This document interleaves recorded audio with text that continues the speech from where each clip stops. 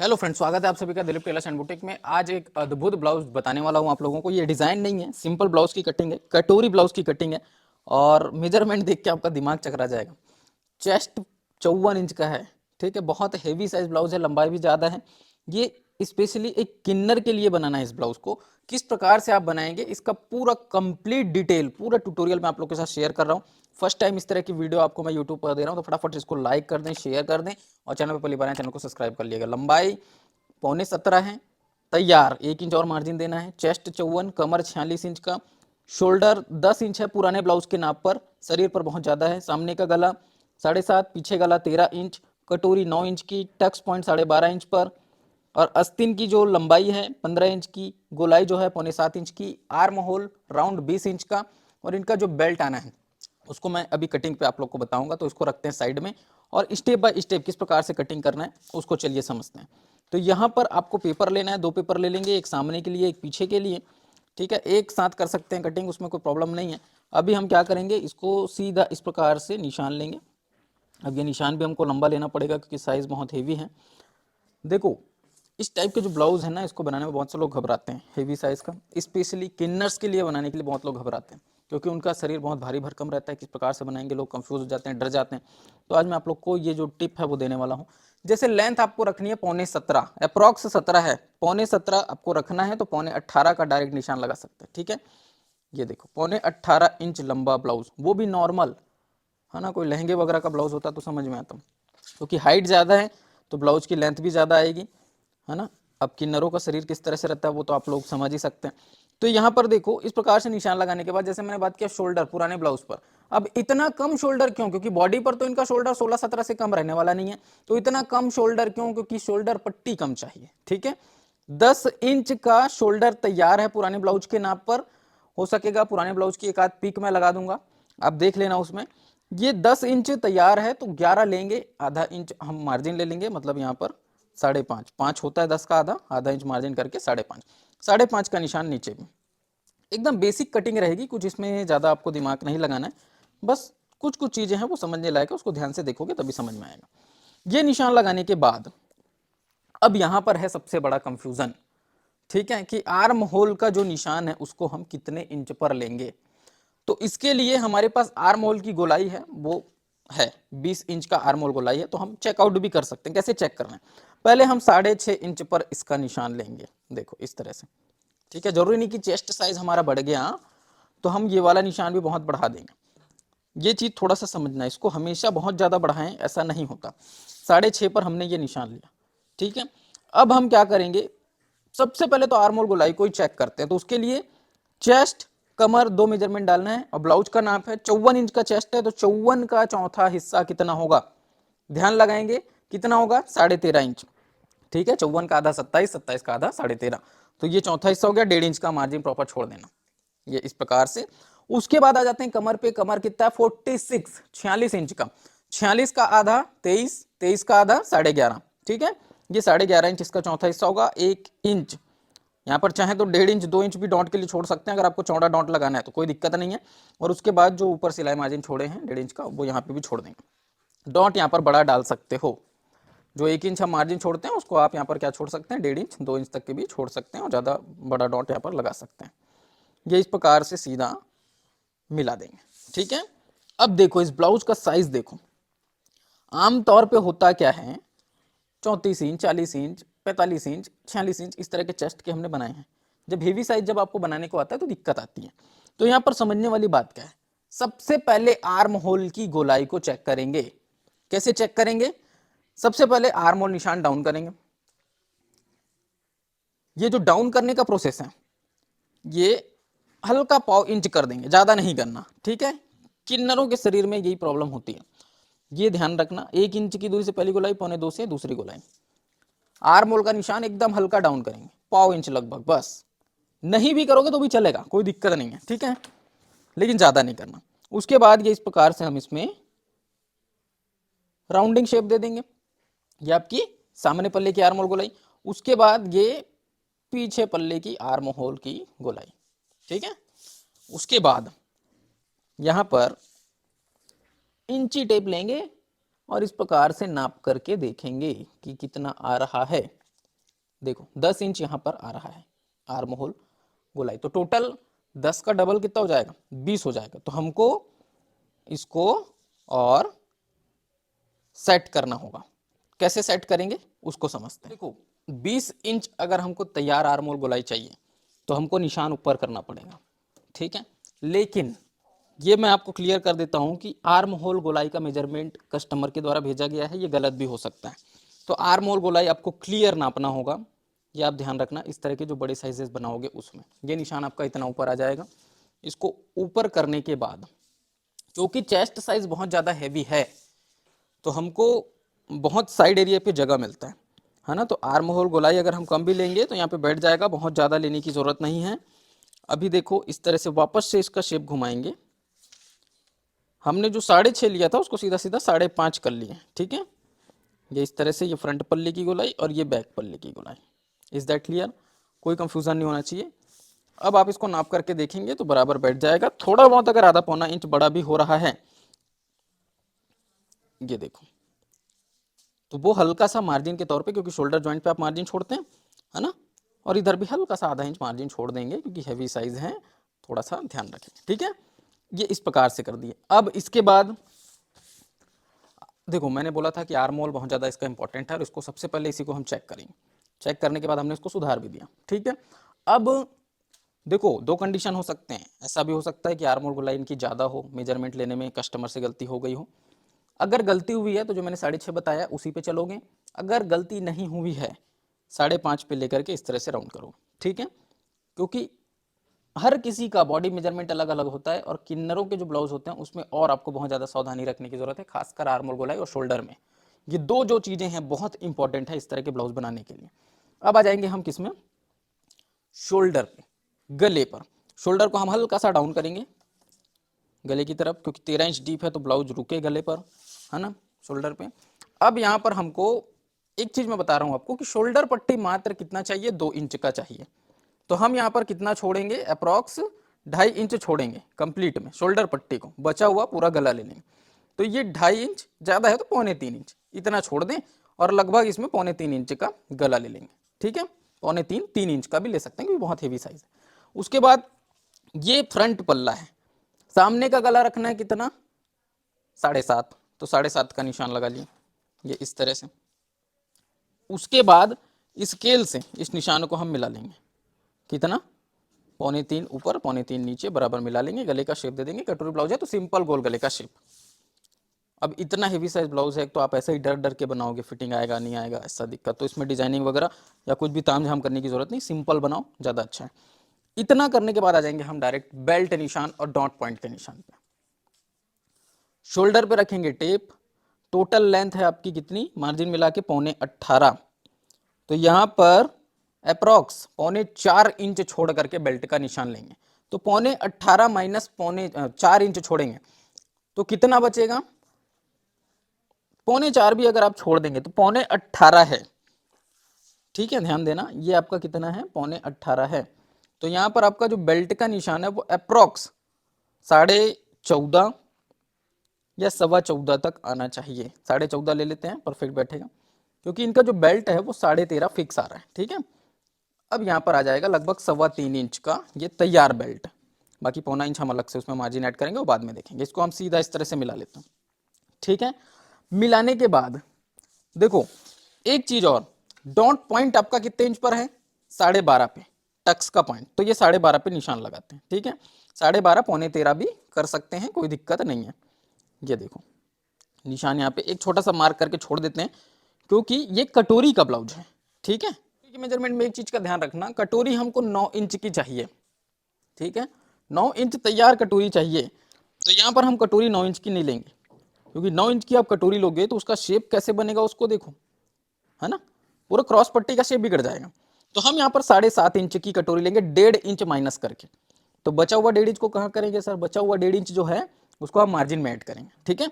यहाँ पर 7.5 की ये कटोरी और उसके बाद 7.5 का यहाँ पर भी निशान, दोनों निशानों को स्केल से प्रॉपर इस प्रकार से मिला लेंगे, ठीक है। अब क्या करेंगे, जैसा कि हमने देख रखा है, 2 निशान लेते हैं। एक तो आपका ये सामने पल्ली की गोलाई से, ठीक है, सामने पल्ली की गोलाई से कितना हम लेते हैं, 2.5 इंच लेते हैं, तो यहाँ पर भी 2.5 इंच ले लेते हैं। बड़ी साइज़ों में जैसा मैंने कहा है कि सामने पल्ले की गोलाई से आप लेंगे, छोटी साइज़ों में पीछे पल्ले की गोलाई से। और यहाँ पर ये अप्रॉक्स 5.5 पौने 6 इस तरह से ये निशान ले लेते हैं और मिला देंगे। ये देखो, ठीक है। हल्का सा राउंडिंग शेप कटोरी का। अब यहाँ पर लेंगे कटोरी का सेंटर, तो यहाँ पर जो सेंटर लोगे वो 7.5 का हाफ लोगे, है ना। 7.5 का हाफ कितना होगा, पौने 4। ये निशान लगा लिए। अब डॉट पॉइंट से ऊपर ले जाके मिला देना है। ये देखो, तो ये आपका कटोरी सेंटर डॉट पॉइंट सब क्लियर हो गया। ध्यान देना कटोरी हमने 1.5 इंच अभी छोटा रखा है, बाद में उसको बढ़ाएंगे। बेल्ट का शेप दे देते हैं इस प्रकार से, कंप्लीट ये बेल्ट का शेप आ जाएगा। और अब कुछ नहीं करना, यहाँ पर ये जो आर्म होल है ये वाला एक्यूरेट है, नीचे वाला आपका गलत है, उसको ध्यान नहीं देना है। करते हैं इसकी कटिंग, ठीक है। फटाफट से काटते हैं और उसके बाद आगे देखेंगे। अगर आप लोग को पेपर कटिंग्स वगैरह मंगाना है, डिस्प्ले पे हमारा नंबर चल रहा है, आप लोग पूरी इंक्वायरी कर सकते हैं, पेपर कटिंग्स मंगा सकते हैं 100% फिटिंग गारंटी के साथ, कैश ऑन डिलीवरी पर। और पेपर कटिंग्स मंगाने से आपके काम बहुत ज़्यादा आसान हो जाएंगे। अभी हम लोग कटिंग करते हैं दोनों पेपर को एक साथ पकड़ के।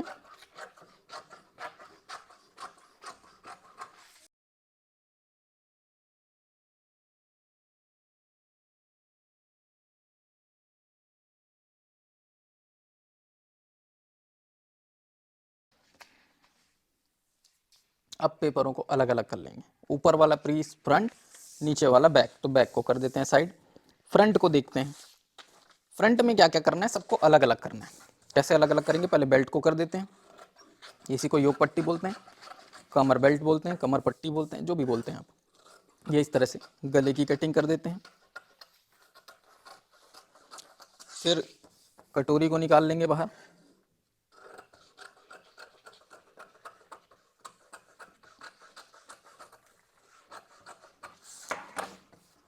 उसके बाद आर्म होल को छांट देंगे, क्योंकि ये फ्रंट का पल्ला है।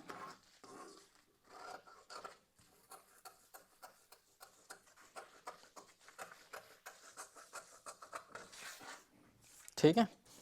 अब इतना करने के बाद कटोरी का मार्जिन प्रोसेस सबसे पहले समझते हैं, क्योंकि कटोरी हमने 1.5 इंच छोटा ले रखा है, इसको पहले समझते हैं। ये बहुत इंपॉर्टेंट है। एक बड़ा सा पेपर लगेगा मार्जिन बढ़ाने के लिए।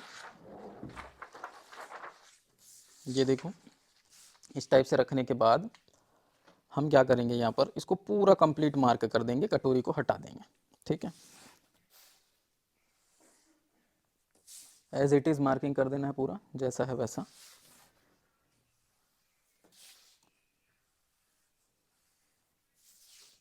उठा देते हैं, सेंटर पॉइंट का निशान लगा लेते हैं ऐसे। ठीक, अब क्या करेंगे, यहाँ पर ये वाला जो निशान है इसको नीचे लेकर जाएंगे। अब नापना कैसे कैसे है उसको समझते हैं। बहुत बड़ी समस्या। क्या समस्या, सेंटर पॉइंट से नीचे कितना लेंगे सर। नॉर्मल साइज में हम 2.5 इंच ले लेते हैं, बड़ी साइज होती है उसमें 3 इंच ले लेते हैं। ये तो एक्स्ट्रा बड़ी साइज है ना, बहुत बड़ी साइज है, तो 3.5 लेंगे। ठीक है, जिससे कटोरी छोटा ना हो। कटोरी छोटा नहीं होगा तो आपका जो ब्लाउज है वो बराबर बैठेगा, नहीं तो फिर क्या होगा, टंगना शुरू हो जाएगा ऊपर की तरफ, सामने पल्ला ऊपर चढ़ना शुरू होगा। तो ये 3.5 लेना है आपको। ठीक है, उसके बाद ये जो है निशान आगे बढ़ा देंगे ऐसे, और ये वाला निशान इधर बढ़ा देंगे। अब इसमें हम मार्जिन लेते हैं सर बड़ी साइजों में कितना, 1.5 इंच। ठीक है, 1.5 इंच ले लेते हैं, 1.5 इंच इधर से और 1.5 इंच इधर से। ये मार्जिन हम लेते हैं बड़ी साइजों में। नॉर्मल में तो 1.25 इंच, छोटी में 1 इंच लेते हैं। अब यहाँ पर कंफ्यूजन क्या है कि सर हमने 1.5 इंच कटोरी को छोटा लिया हुआ था, उसको कहाँ बढ़ाएंगे, तो उस 50-50 करके बढ़ाना है। 1.5 का आधा कितना होगा, 1.25 इंच, और उधर भी 1.25 इंच, तो टोटल में 1.5 इंच बढ़ जाएगा। अब देखो यहाँ पर फिर भी एक प्रश्न है ना, कि सर हमने कटोरी को 1.5 इंच छोटा लिया था, उसके बाद यहाँ पर 1.5 इंच कंप्लीट बढ़ा दिए पौना पौना करके, तो भी वो बड़ा हो जाता है सामने का पल्ला। उसका रीजन क्या है पता है, हमने एक साइड की कटोरी को नापा है, कटोरी डबल लगते हैं, प्रॉब्लम क्रिएट होती है। तो क्रॉस पट्टी को छांटने के लिए थोड़ा आगे देखेंगे, अभी इसको मिलाने के लिए देखते हैं। कंप्लीट इस प्रकार से मार्जिन देना है, उसके बाद इनको मिला लेना है। ये देखो इस तरह से। उसके बाद गले के नोक पर प्रॉपर आधा आधा इंच का मार्जिन देना है, केवल सिलाई मार्जिन के तौर पर। ये ऐसे, और इधर का स्केल से ही मिल जाएगा, फिर उधर हाथ से मिला लेंगे। ठीक है, ये ऐसे, और उसके बाद घुमा लेंगे, ये इस टाइप से देखो। तो ये अब आपकी कटोरी बन गई कंप्लीट 9 इंच वाली कटोरी। ठीक है, इसको काट देंगे और डॉट के लिए, टक्स के लिए हम निशान लगाएंगे। किस तरह से डॉट लगेगा उसको देखना।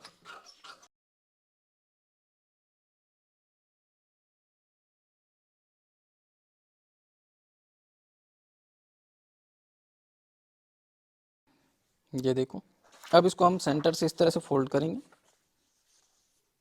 ठीक है, फिर आधा इंच छोड़ के अब इसका सेंटर लेंगे, तो 9 का सेंटर लेंगे। उस टाइम 7.5 का ले लिए थे ना, अब 9 का लेंगे। हाफ इंच छोड़ने के बाद 9 का सेंटर मतलब हाफ कितना होगा, 4.5। तो ये 4.5 का निशान, और उसके बाद इसको फोल्ड करके इस तरह से, ये देखिए,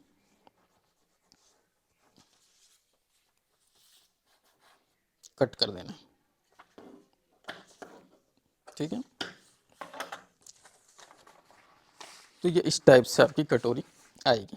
अब ये कटोरी तो तैयार हो गई, इसके साथ साथ हम क्रॉस पट्टी को भी थोड़ा सा समझेंगे। देखो, इस क्रॉस पट्टी पे आकर के बैठना है कटोरी को, तो इसको हमें छांटना पड़ता है। कितना छांटना है, कैसे छांटना है, उसको कैसे क्लियर करेंगे उसको मैं बता रहा हूँ। देखो, ये इस टाइप से आकर के बैठेगा। बहुत से लोग बोलते हैं कि सर कटोरी बड़ी हो रही है। डॉट लगने के बाद बड़ा नहीं होगा, डॉट लगने के बाद ये कटोरी आपके क्रॉस पट्टी में फिट आती है। ठीक है, तो हम लगभग 1 इंच, 1.25 इंच छांट सकते हैं। 1.5 इंच छांट देंगे तो भी चलेगा। जितना हमने कटोरी साइज छोटा लिया था उस टाइम पे, उतना इसको छांटना पड़ता है। ठीक है, ये देखो, छांट देंगे पूरा।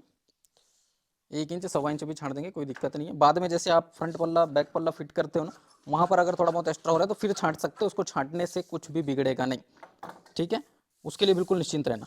पीछे का जो पल्ला है, यहाँ पर भी समझना, पीछे का पल्ला चेस्ट से छंटेगा। जैसे हम अपर चेस्ट की बात करते हैं ना, तो वो इस तरह से 1 इंच यहाँ पर हम छांट देंगे।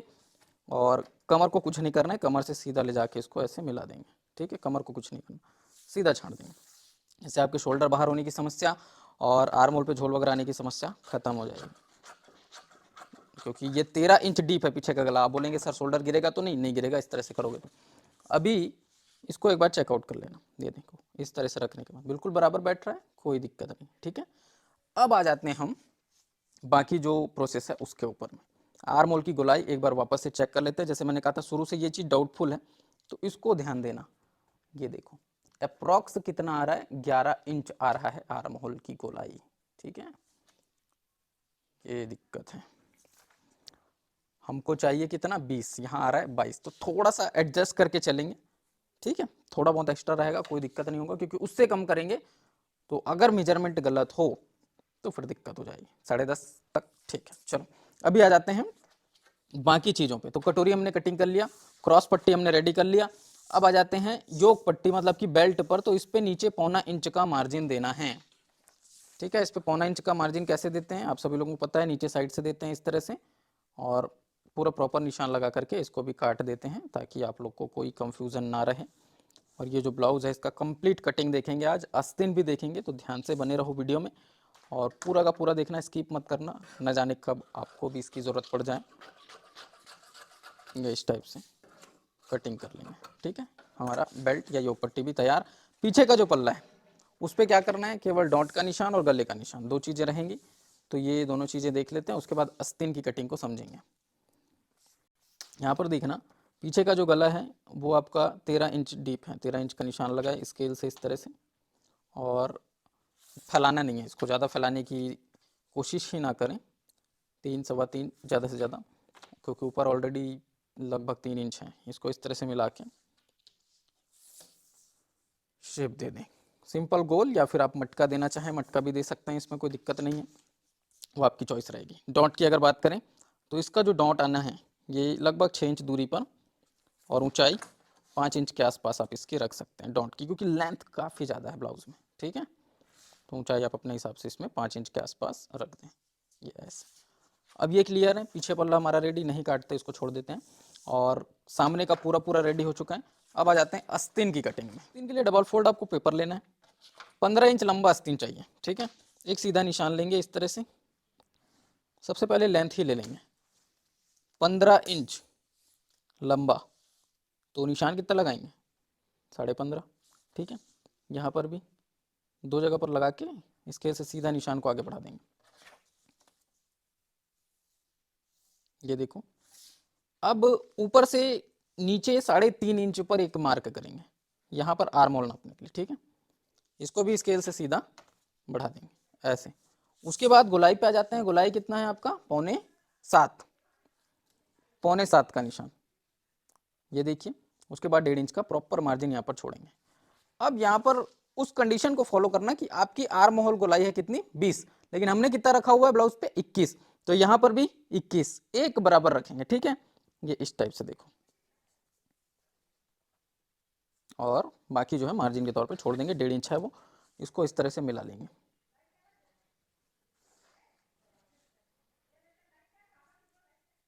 ये देखिए, ठीक है।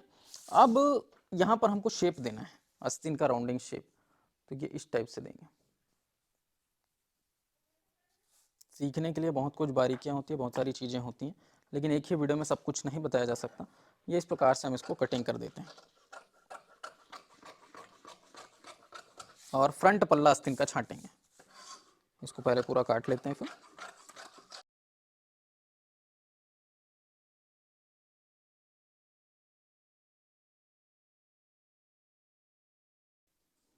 ये देखो,